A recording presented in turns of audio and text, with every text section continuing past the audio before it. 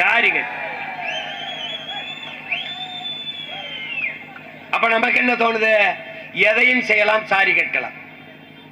Sorry கேட்டுட்டார், sorry கேட்டுட்டார், அதை விட வேற என்ன செய்ய முடியும்? அதான் அவர் வருத்தம் தெரிவிச்சிட்டாரே என்று சொல்லுகிற பெருமக்களே, உங்களை கொன்று விடலாம், உங்கள் குடும்பத்தினரிடத்திலே சாரி கேட்டு விடலாம். சரியாகி விடுமா என்றால் யோசித்து பாருங்க, எப்படி இருக்கும்? எப்படி இருக்கும்? இதே மரணம் உங்கள் வீட்டில் நிகழ்ந்திருந்தால், கொலைகாரர் கொலை செய்தவர் சாரி சொல்லிவிட்டால் நீங்கள் மகிழ்ச்சியாக விட்டு விடுவீர்களா? சரியாகி விடுமா? உயிர் இழப்பிற்கு எதன் பொருட்டும் ஈடுகட்ட முடியாத என் அன்பு சொந்தங்களை, எதன் பொருட்டும் உயிரின் இழப்பை ஈடுகட்ட முடியாது. அஜித்துங்கிற 28 வயது இளைஞனின் கனவு என்ன?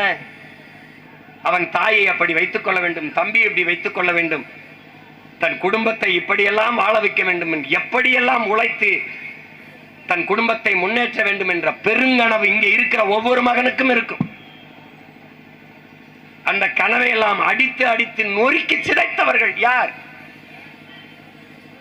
அடித்தே கொள்கிறார்கள் என்றால், ஒரு உடலில் இருந்து உயிர் பிதுங்கி கசிந்து வெளியேறுகிறது என்றால், எவ்வளவு தூரம் அடிச்சு அடிச்சு அடிச்சு துன்புறுத்தி உயிரே போற அளவுக்கு என்றால், எவ்வளவு வலிதாங்கி அந்த மகன், அந்த உயிர் எவ்வளவு வலிதாங்கி பிரிந்திருக்கும் என்பதை அறிவார்ந்த தமிழ் சமூக மக்கள், உணர்வுள்ள ஒவ்வொரு பிள்ளைகளும் நீங்கள் எண்ணி பார்க்க வேண்டும். அந்த வலிக்கு ஈடாக இந்த மண்ணில் எது இருக்கிறது என்பதை நீங்கள் சிந்தித்து பார்க்க வேண்டும். பெற்ற மகனை இழந்து கண்ணீர் வடிக்கிற அந்த தாயின் கண்ணீருக்கு என்ன விலை இருக்கிறது என்பதை நீங்கள் எண்ணி பார்க்க வேண்டும்.